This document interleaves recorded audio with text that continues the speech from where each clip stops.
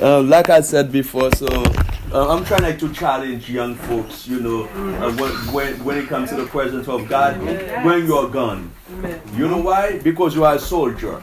Yep. Your uniform already tell the enemy that this guy is your target. So you better have a gun, man, because people are gonna start shooting. And then once they shoot, guess what? You have to shoot back. Okay? Alright, guys, so you know the deal. So do you guys remember the title or the subject that we are discussing? L'église et sa mission. L'église et sa mission. You guys remember the subject? What was the subject, youth? Church and his mission. I would like everybody, to say it because we're here to fellowship, alright? Yeah. What's the subject? Church and his mission. Onel? Caleb? Church and its mission. My son? Church and his ministry. Ministry? Mission, yeah. Yes. Church and his mission. Church and his mission. mission. We talk about church for quite some time, but do you guys remember the Greek words that I said the word church from? Yes. From the Akalio. Yeah, ecclesia. From the word ecclesia comes two words, ek, kaleo, right? Ek, kaleo. So You said ek? ek, kaleo. Yeah, ek, kaleo. That's Latin or Greek. Spanish? Oh, Greek. Greek. Call it out. So that's why we said that the church is the called out ones. So the root words of the church never meant building. No. Never. Okay? The root word is not a mega building that can hold like 10,000 or a million people. No. The root word, ekkaleo, means that a gathering. Okay? A call out. We are the call out ones. So I'm sure that if you call somebody outside, right? And then you bring that person here, you must have a mission. You must have like a purpose of going out there to call somebody and bring that person in your house. Am I right? Okay. Remember what I told you guys? We are what again?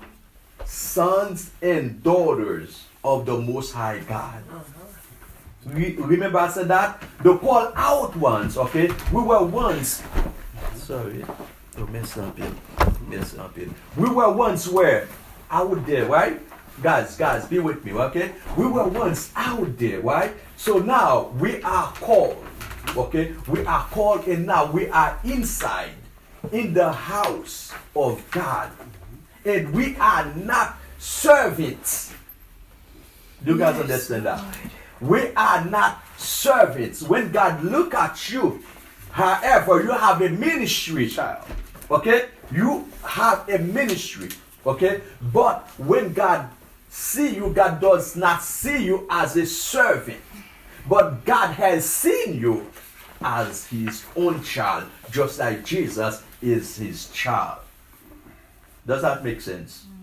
So therefore, nothing you can ever do will make God less love you or more love you. Does that make sense? You cannot do anything to make God love you more. As well as there's nothing you can do to make God love you less. Fever. Okay? Because you are his child. So for like I'm talking about like me, my wife, and Pastor and his wife, they have four, right? You have like four children. I have three. No matter what your daughter or your son do will make them less to be a child. It's natural. Do you understand?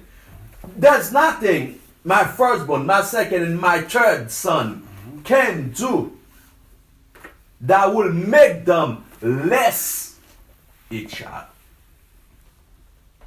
they might have like some type of shame that make them feel like not belong in my house and they exit. But they still. They can take the door, but they're still my child. do you guys understand? I'm trying like to bring back like the roots words church, okay? So when we talk about church, we talk about like a gathering, an assembly, okay? This assembly, this gathering, they are called to represent Christ, the big brother, okay? He's gone, okay? He's gone, but we are God's heir. We are here as his little brother on earth to do exactly what he would do if he was there. Amen. Amen. Amen. Does that make any sense? My son, don't fall asleep. I want you to pay attention because I don't want to waste my time here. Because I do come here and then I know you come here, you don't come to waste time. So we want to make sure whatever time that we spend, that we understand each other. Okay? So, last time I had my daughter read for me in the book of Matthew chapter 16. So we're going to continue on the same topic. However, I'm going to read on Luke chapter 9 verse 18 to 20. And then I will jump, okay, from 20 I will jump to 49 to 50. Okay? All right? Luke chapter 9 verse 18. Open Bible, I don't keep the mon cher. It's here, mon la, mon cher. What make yourself more tired? So, Luke 9. So, Caleb, go fancy. Luke chapter 9, verse 18 to 20. That's 3 verses. After 20, we're going to jump. Okay, we're going to jump to 49 to 50. So, that's 5 verses. So, I'm not going to read a lot. Okay, so Luke chapter 9. Luke chapter 9. Everybody with me? Everybody with me? Yeah. Luke chapter 9, verse 18 to 20. And then we're going to stop on 20 and flip or whatever you have to do, slide to 49 to 50. Okay? All right, let me read for you. One day, Jesus left the crowds, right, to pray alone. Huh? One day, what did Jesus do? He left the crowds, right? To do what? To pray alone. Okay? So you will understand that the ministry or whatever gift that you have, it must come with prayer. Okay? So it must have prayer within it that will make it solid. Okay? So, one day Jesus left the crowds to pray alone. Only his disciples were with him. Not the crowd. Only his disciples were with him. And he asked them, "Who do people say I am?"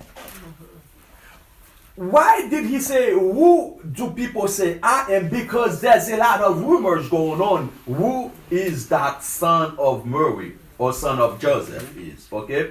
Because everybody view him like differently, okay? Yes. You guys making joke on me, huh? You guys making fun on me, huh?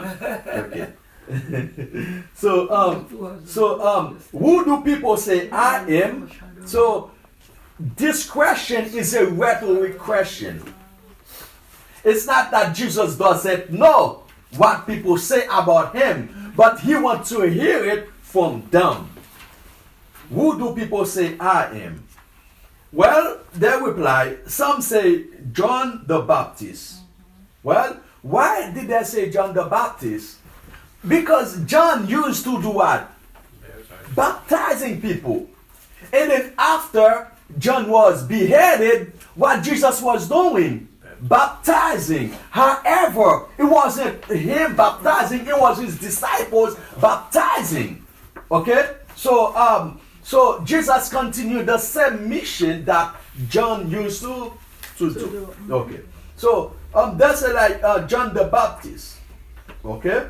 This is one of the answers. Some say Elijah. Okay. But I don't know why they say Elijah. Well, when you go back in the Old Testament, in the book of Malachi, when God said that I will send the messenger, okay, to prepare the way, it wasn't Jesus, but it was John the Baptist. They thought it was that messenger who was supposed to come to prepare the way. But guess what happened to that messenger? He was beheaded. So because they did not acknowledge the coming of Elijah, so therefore they will not acknowledge when the Messiah comes. So the Messiah will come right after the messenger. But they did not know him. So therefore there is no way they could realize that he was the Christ. So they say, well, Elijah. And others say, you are one of the other ancient prophets risen from the dead. You see, there's a lot of rumors going on. So as a leader, as a child of God, people might have like different opinions about you. But what God say about you, that's what matters. Amen. Okay? What God say about you, you are my son and Peggy. That's it. You are a son of God. You are daughters of God. So you are loved by God. Yes. So nothing people can say can make you less than a child of God. And nothing people can say will make you more than a child of God. Because you already been redeemed by the blood of Christ. Amen.